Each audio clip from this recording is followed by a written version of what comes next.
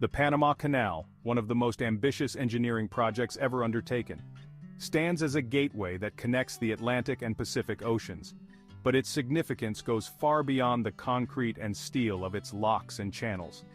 It's a story of dreams, failure, geopolitical tension, technological innovation, and profound shifts in global trade. How was it achieved? We'll explore the canal's full history from early concepts to its modern-day influence, diving deeper into its construction, political implications, and lasting impact on both world commerce and Panama's economy.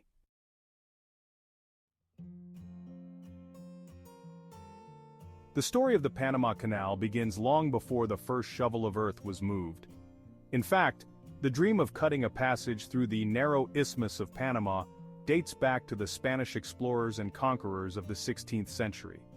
When Vasco Núñez de Balboa first crossed the isthmus in 1513, he was struck by the idea of linking the Atlantic and Pacific Oceans. This idea wasn't just a logistical dream, it was a potential gold mine, a way to speed up the flow of riches from the New World to Europe.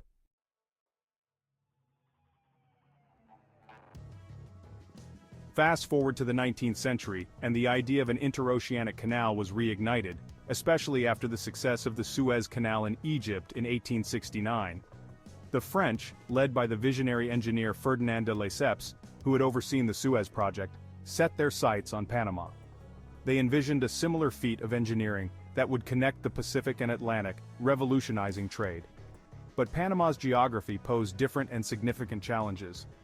The region's tropical climate, combined with mountainous terrain, made construction incredibly difficult. Worse yet, the workers faced widespread outbreaks of tropical diseases like malaria and yellow fever. Estimates suggest that over 22,000 workers, mostly West Indian laborers, died during the French attempt between 1881 and 1889, forcing the French to abandon the project.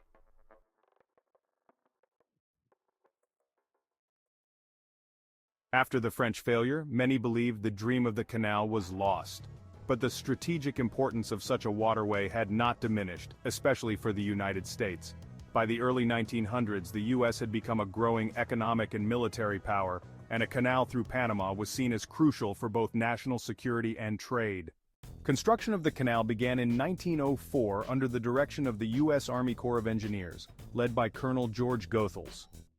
In 1903, U.S. President Theodore Roosevelt, whose slogan was "Speak softly and carry a big stick," pushed for a deal that would grant the U.S. control over the canal project. When Panama gained independence from Colombia with U.S. backing, Roosevelt quickly signed the Hay-Bunau-Varilla Treaty with Panama.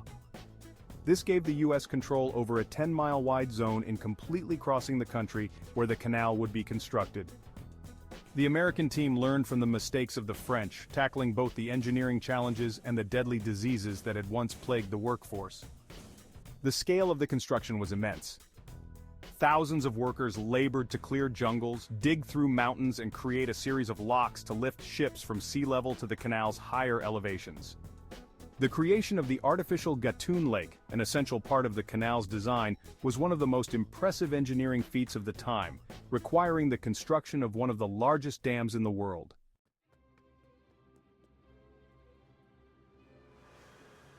On August 15, 1914, after a decade of backbreaking labor, the Panama Canal officially opened.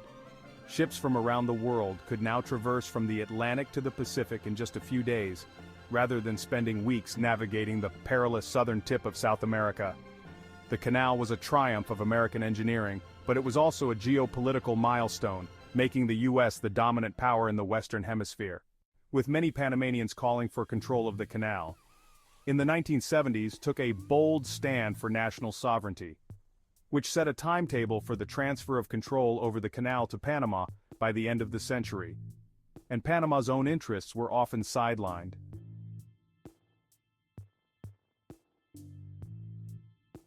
However, the canal was not just an American triumph, it was also a symbol of colonialism in Panama. While the U.S. reaped the benefits of the canal, Panama's sovereignty was compromised. The canal zone remained under American control. This tension simmered for decades. Panama's leader, General Omar Torrijos, through diplomatic pressure and support from Latin American countries, pushed the U.S. to renegotiate the terms of the canal. This led to the Torrijos-Carter Treaties of 1977. While the treaties were controversial in the US and Panama, they marked a significant shift in the region's balance of power. By December 31, 1999, the US formally handed over control of the canal to Panama, marking the end of nearly a century of American dominance.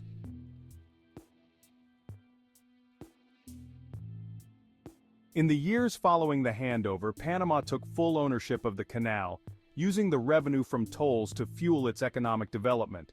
The canal remains a major source of income, with Panama's government now able to reinvest in infrastructure, social programs, and its booming service sector.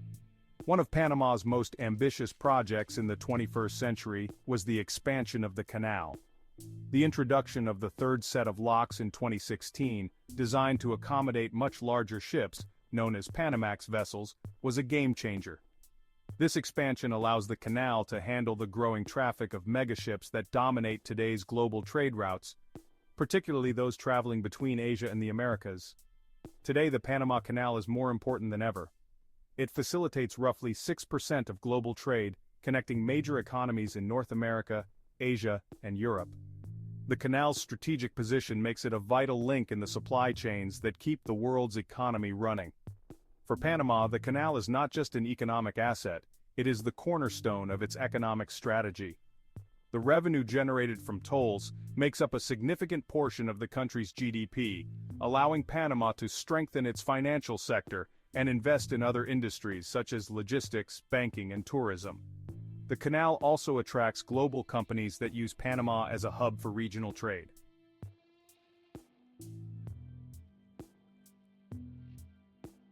While the canal's future looks promising, it is not without challenges. Climate change, particularly the risk of droughts, poses a threat to the water levels needed to operate the locks.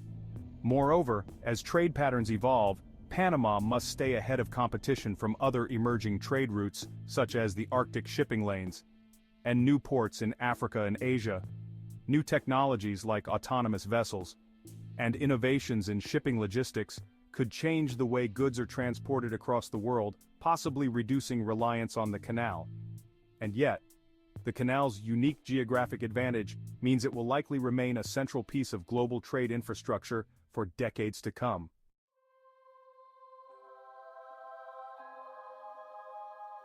The Panama Canal is not just a passage between two oceans. It is a testament to human ingenuity, persistence, and the drive to reshape the world. From its dreamlike beginnings to its pivotal role in modern commerce, the canal remains a symbol of the interconnectedness of our globalized world. Still, as it always has been, a bridge between continents, cultures, and economies.